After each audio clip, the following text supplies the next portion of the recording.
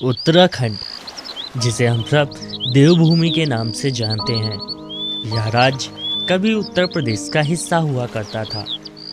उत्तराखंड, जिसका नाम सुनते ही मन में एक अलग सा सुकून मिलता है।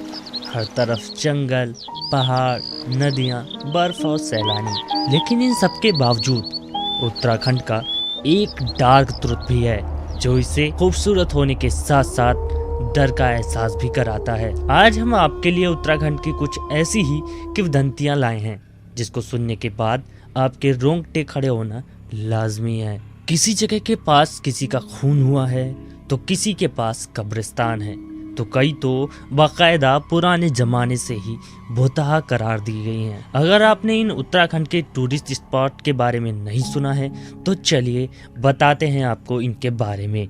लंबी देहर माइन, यह खदानें हिल स्टेशन मसूरी के पास स्थित हैं। फिलहाल यहाँ कोई काम नहीं होता। जगह बहुत खूबसूरत है और कई बार यहाँ लोग तस्वीरें खिंचवाने भी आते हैं, पर यह खूबसूरत जगह भुतहा भी है। 1990 के दशक में यहाँ काम करने वाले मजदूर बीमार होने लगे। धीरे धीरे ये बढ़ता गया और करीब 50,000 लोग बीमार पड़ने लगे और मरने लगे। इसके बाद माइन बंद हो गई और 1500 लोग उस गांव को छोड़कर चले गए।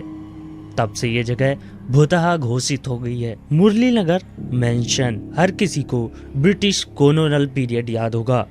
उस समय 1825 में मुरली नगर मेंशन पहला घर था जो वहां बना था। किसी को नहीं पता कि इस घर के मालिक का क्या हुआ और क्यों ये घर अकेला हो गया। गांव वालों का कहना है कि यहाँ अजीब हरकतें होती रहती हैं। लोक कथाओं के अनुसार इस घर के पहले मालिक कैप्टन यंग का भूत अभी भी यहाँ घूमता है। इसे अब बहुत शांत जगह माना जाता है और अभी भी कई लोग इसे पिकनिक स्पॉट की तरह देखते हैं। परी टिब्बा एक ऐसी जगह है, यहाँ अनेक घने जंगल हैं। इस जगह को इतना लोकप्रिय इसलिए बना दिया गया क्योंकि ये जगह रस्किन बॉन्ड की कई किताबों में आई है। साथ ही यहाँ काफी सुनसान अंधेरा होता है और कई बार बिजली गिर चुकी है। कई कहते हैं कि ये प्राकृतिक है और कई कहते हैं कि इन जंगलों में कुछ है और इसीलिए यहाँ पर इतनी बिजली गिरती है। आधे जले हुए पेड़, घना जंगल और कई कहानियाँ। लोग कहते हैं कि एक जोड़े पर यहाँ बिजली गिर गई थी और वो जिंदा जल गए थे। लोगों का ये भी दावा है कि इन्होंने यहाँ पे परियों को देखा है, जिस वजह से इस जगह का नाम परी टिब्बा पड़ गया। हॉन्टेड हाउस लोह घाट, लोक कथाओं के अनुसार ये सबसे हॉन्टेड प्लेसेस में एक माना जाता है। ऐसी ही एक चर्चित कहानी बताती है कि लोह घाट की चंपावत डिस्ट्रिक्ट में एक अजीब सा माहौल रहता है। यहाँ एक पुराना घर है जिसे भुतहा माना जाता है। ये कभी एक खुशहाल जोड़े का घर हुआ करता था, फिर इसे अस्पताल बना दिया गया जो बहुत ज़्यादा चलता था। पर एक बार एक डॉक्टर आया जो लोगों को उनकी मृत्यु से जुड़ी सलाह दिया करता था। डॉक्टर की कहानी प्रसिद्ध हो गई। लोग डॉक्टरी सलाह लेने आने लगे। जिस भी मरीज की मृत्यु की तारीख ज्यादा पास में बताई जाती, उससे कहा जाता कि वो मुक्त कोठरी एक खास रूप में शिफ्ट हो जाए। लेकिन बाद में लोगों को लगा कि उस कोठरी में डॉक्टर खुद ही मरीजों की हत्या करता है। इसके बाद इस जगह को भुतहा करार दे दिया गया। इन सब के साथ साथ एक कहानी और है, एक ऐसी किंवदंती जो उत्तराखंड में बेहद प्रसिद्ध है। इस कहानी को शुरू करने से पहले ही बता दूं कि ये बस गांव वाले की कही सुनी बातें हैं। इस कहानी का कोई ठोस प्रमाण तो नहीं है, पर अगर आप जोलीकोट जाएंगे तो कोई ना कोई आपको इस विचित्र घटना के बारे में बता ही देगा।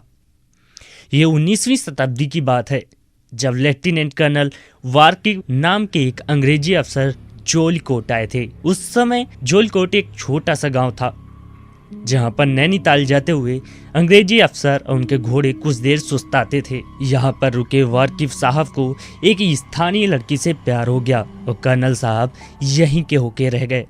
उन्होंने गांव की उस महिला से शादी रचाई और जोलीकोट में एक घर भी बसाया। शादी के कुछ सालों बाद वार्किव साहब की पत्नी का देहांत हो गया और 20 कमरों के इस घर में वो अकेले रहने लगे।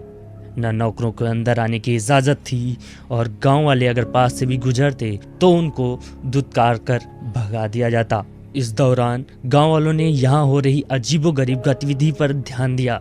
हर रात अंधेरा होते ही उनको एक औरत दिखा करती थी जो कि घोड़े पर सवार होकर गांव भर में घूमती थी। लोग घर के अंदर रहते भी तो उनको घोड़े के सर पर दौड़ने की आवाज़ आती। थोड़ी छानबीन के बाद पता चला कि वो वारवी साहब ही थे जो अपनी मृत पत्नी के कपड़े और गहने पहनकर रोज घोड़े पर सवार होकर गांव के चक्कर काटते। क्योंकि गांव वालों की इस अंग्रेज अफसर से हमदर्दी थी, इसलिए उन्होंने कर्नल वारवी को कभी नहीं रोका। धीरे धीरे लोग ये भी मानने लगे कि घोड़े पर सवार औरत के भेष में वारवी साहब रात को डाकुओं से गांव वालों की रक्षा करते हैं और जंगली जानवरों से उनके खेतों को बचाते हैं। इस घटना के सालों बाद भी आज भी रातों को जौलकोट में घोड़े के हिनहनाने और सर पर दौड़ने की आवाज़ें आती रहती हैं। लोग कहते हैं कि आज भी वारवी को जौलकोट का रखवाला भूत बुलाते हैं।